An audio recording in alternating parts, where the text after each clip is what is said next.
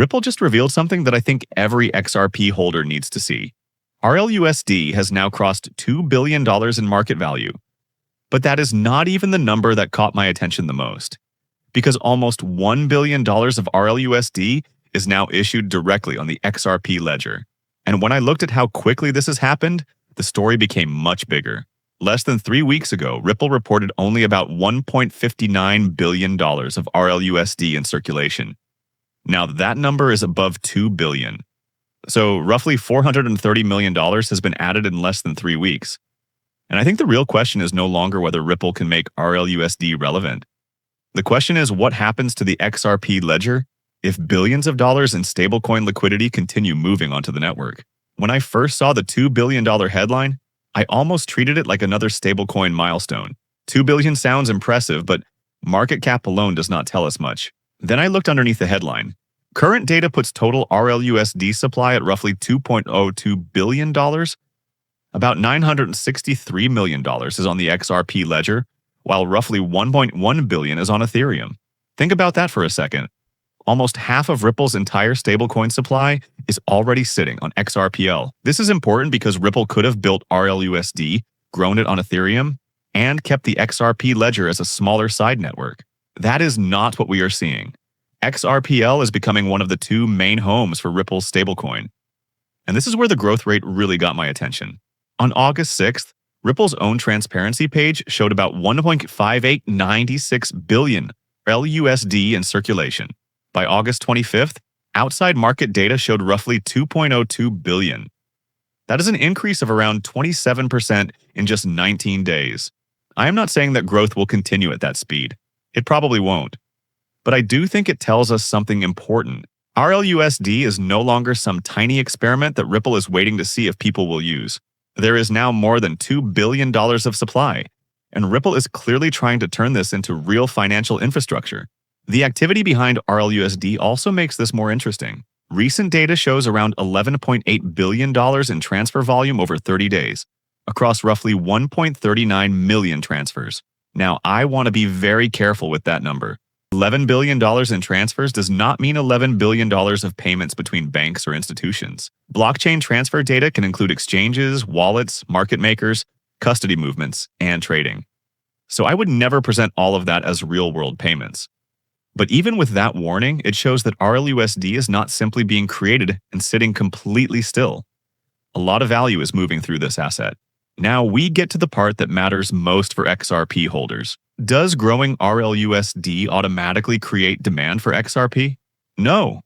And I think that distinction is extremely important. Someone can hold RLUSD on the XRP ledger without buying thousands of dollars of XRP.